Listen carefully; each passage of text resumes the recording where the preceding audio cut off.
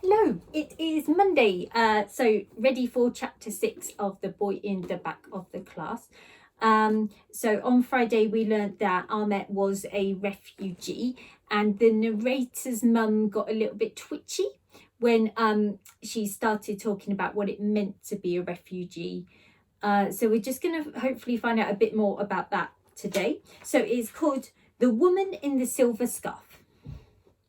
As soon as I got to the bus stop the next day, I told Josie and Tom and Michael everything my mum had told me about refugee kids, and about how the new boy had probably had to get on a boat with no toilets on it, and so that he could run away from all the bombs and all the other bad things that the bullies had done to his country. But my dad said refugee kids are dangerous and they lie and steal things, said Josie, looking confused. He told me to stay away from the new boy and not talk to him because he's probably a criminal. But my mum and dad said we should be extra nice to him. Look. And opening up his rucksack, Tom showed us a big bag of sweets. Mum said give these to him at lunchtime.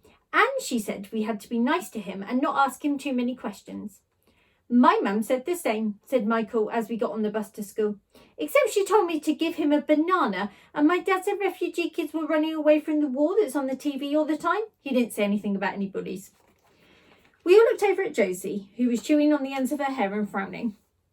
She didn't say anything, but I knew she was thinking that her dad must have made a mistake. There was no way the new boy could be dangerous or a criminal, not when he was the same size as us and had just run away from bullies and a real war. Mr. Thompson had taught us all about wars last year. It had been a special year for wars, and Mrs. Sanders said that it was our duty not to forget about any of them. We learnt about red poppies and how they were the most important flower because they grew on soldiers' graves, and about how lots of countries had joined up to fight in the very first war. The upper years did an assembly about it, and we went on a special day trip to the Tower of London, where the Queen keeps her crown, because that's where millions of red poppies have been put in gardens and stuck on walls. Mr. Thompson said we should never forget how many people have died in wars to save us, but I can't remember long numbers, especially ones that keep going up all the time. But I'll never forget that castle. It looked like it was bleeding, and later on that day, a man who knew all about the first big war gave us an extra special lesson inside the castle. His name was Officer Denny, and I remember him because his name rhymed with my Uncle Lenny's. Everyone liked him because he was funny and knew everything there was to know about bombs and uniforms and a sad place called Flanders Field. He picked me and Michael to try and hold up a rucksack that was the same size and weight as a real soldier's rucksack, but it was so big and heavy we couldn't even lift it off the ground. Remembering Officer Denny's rucksack made me wonder if the new boy had to carry lots of heavy things in his rucksack when he was running away, and maybe that's why it looked so old and dusty. He still didn't have a new one, but the week had started to wear a school uniform. He must have found the new shirt and jumper itchy because he kept pulling at the collar whenever he thought no one was looking. That day, the bus to school was late and we got stuck in so much traffic that the driver let everyone get off early. We had to run half the way, and by the time we got to the playground, the bell had started ringing. I was hot and sweaty and feeling icky when we got into class, so I didn't realise that everyone was quieter than usual. But after a few minutes, I noticed that Parvinder and Dean, who were clever at everything and sat at the front of the class, kept looking over their shoulders. First I thought they were looking at me because my face was still red, but then I heard Parvinder say, "Wonder who she is." I turned round and saw a grown-up sitting in Clarissa's seat. And not just any old grown-up, but one who was talking to the new boy. And the new boy was talking back to her. I poked Josie in the arm and said, "Look." Josie turned round and whispered, "Where's Clarissa?" We looked around the classroom and saw that Clarissa was sitting at the end of our row on Felicity and Natasha's table, and she looked much happier. "Hurry up and settle down, please," said Mrs. Khan as she picked up the register. "Before we head to assembly, I want to introduce someone very special to you, and let's make sure you're all here first." After she had finished calling everyone's names, Mrs. Khan said, "Now, class, I want you all to say good morning to Mrs. Hemsey, our new class assistant."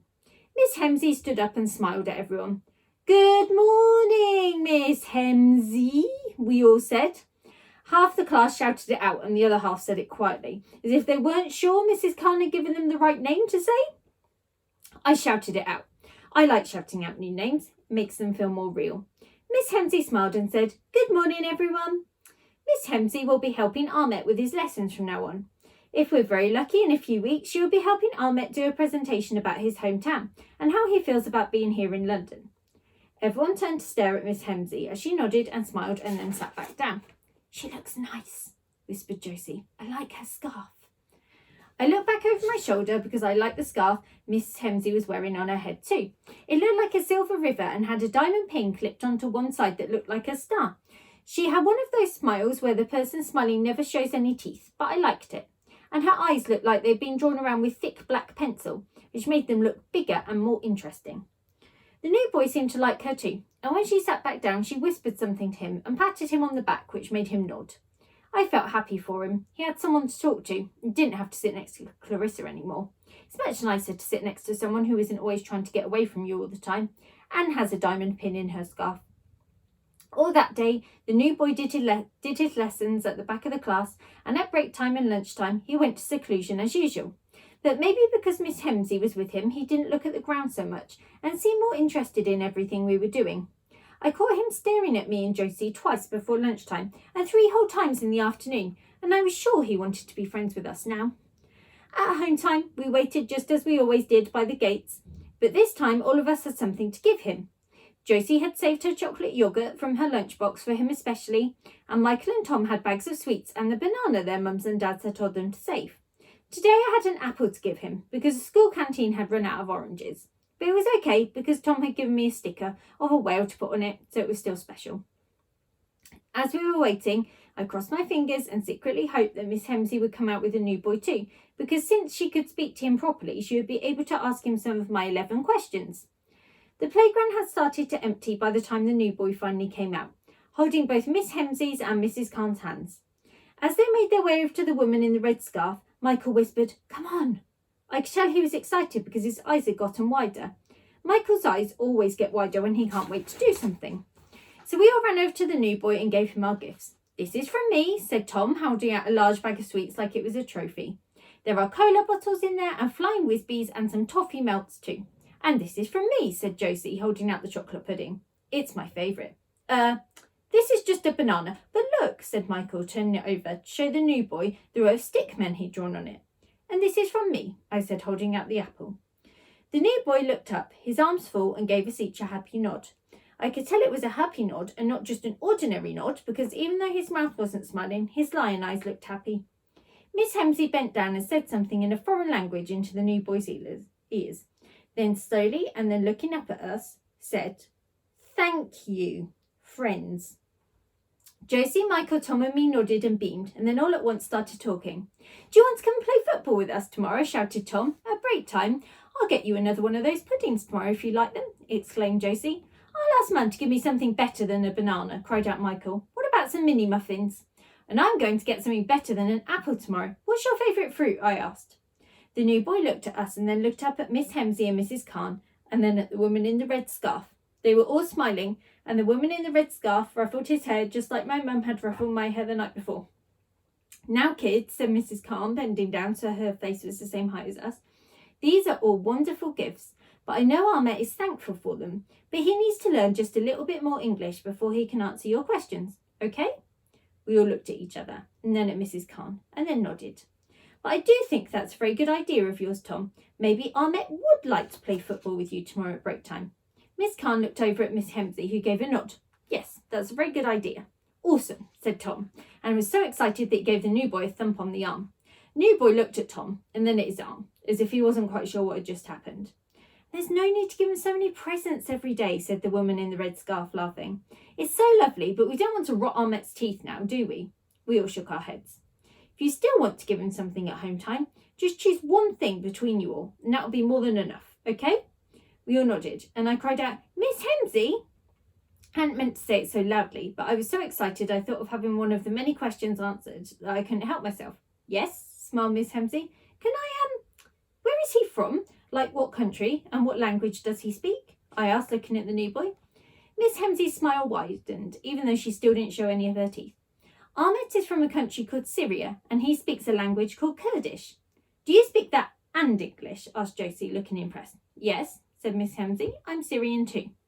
"Why doesn't Ahmet speak any English?" asked Tom. "Well," said Miss Hemsey, "because in Syria nobody needs to speak English, just like you don't need to speak a Syrian language here in England." Oh, the answer made Tom frown to himself, which meant he was asking lots of other questions in his head. "Now, kids, off you go," said Mrs. Khan, clapping her hands. "Ahmet needs to get going, and so do you. And Tom, I notice you're wearing your brother's trainers by mistake again. Try and make it the last time, okay? Yes, miss, said Tom as he turned bright red. We waved goodbye and headed to our bus stop. Just before we turned the corner, I looked over the shoulder and saw the new boy taking a big bite out of the apple I'd given him. I felt even happier than I did when Miss Hemsey had answered my question.